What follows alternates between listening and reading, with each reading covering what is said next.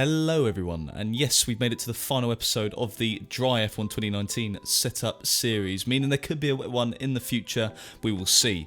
But this particular episode is about fuel. Now, if I'm being brutally honest, fuel in F1 2019 is probably the most simplest thing you can change, but there are still elements to it that people aren't aware of, and that's what this series is all about, is exposing you to those little tricks and tips that can give you an advantage. So what we will do is load up Baku in Azerbaijan, simply because there's loads of straights. We're going to be using all the fuel maps, lean, standard and rich, and max in qualifying as well. So we're going to be using all these maps in qualifying but also in the race. So first, I'm just going to show you a very simple thing. I'm not teaching you to suck eggs, just skip past this bit if you already know.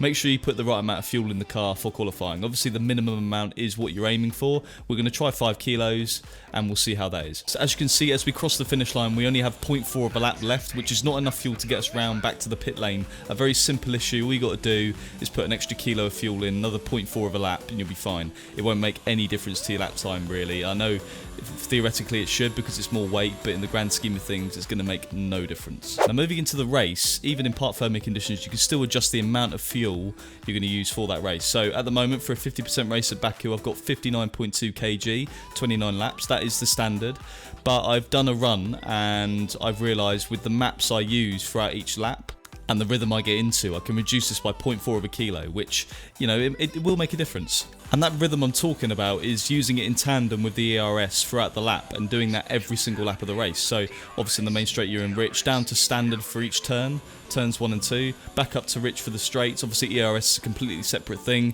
and there is a video on the Veloci Esports YouTube channel about how to manage ERS, so I recommend you go and look at that. I've carded that up top so you can go and click on that straight away. And going into the second sector again, just run it in standard with no ERS, but I mean we're looking at fuel for this episode, so for the second sector you just run it in standard. You're not going to gain time really by running it in rich, you're just going to burn fuel. And then for the castle section I run it in lean, just to save a little bit extra fuel. Makes the car a bit more controllable on the rear as well, because there's less power being delivered to the rear wheels, and that will save your tyres in the long run. Back up to rich towards the end of sector 2, and then the final corner of sector 2, put it back down to standard. And then after the first corner of sector 3, just put it back up to rich, run it in rich the whole way down that long straight. You can really maximise the engine, and that's where you're going to get a lot of lap time. And I mean, that's my rhythm around Baku. Everyone has their own little rhythm in their head on how they want to do it. Just make sure you're maximising the engine on the big straights, and every track obviously is going to be different. So I'm not going to tell you how to do every track, that would be a very long video, but you get the idea. So if you thought the video has been a bit simple so far, then please stick around, because this next little bit I thought is very interesting. So before the first F1 Esports event, me and my teammate Kimi Larsen from Alfa Romeo did a little test about engine temperature, and there's a correlation between engine temperature and fuel mix. If you run it in rich, the engine temperature goes up. If you run it in lean, the engine temperature should in theory go down. So using the big Baku straight, what I've done is we've done test 1, extreme temperatures. So I'm on 150 degrees, which is like the maximum temperature the engine can get to before it kind of breaks down. And Kimi's on 95 degrees, which is the engine temperature the car starts the race at. And as you can see, we're starting at the same point, we're using the same modes, the same fuel mix, the same ERS settings, the same setup, and Kimi's on the right, I'm on the left, and it's unbelievable the speed difference just from having a hot engine compared to a cool engine. He's gained a number of temps on me, which, you know, in this game is quite a lot of time. So then what we did is did a realistic race temperature test. So in the race your engine can easily get to 142 degrees if you're not using the fuel mix right, and Kimi's at 127 degrees, which is the temperature you want to run the engine at really. And as you can see, exactly the same test. I'm on the left, Kimi's on the right, and it's basically the same difference. He's pulling away a number of attempts once again. I actually got a better start than him on this one, and the difference is remarkable. It's crazy. And I'm not sure how many people know about this, so now you do know.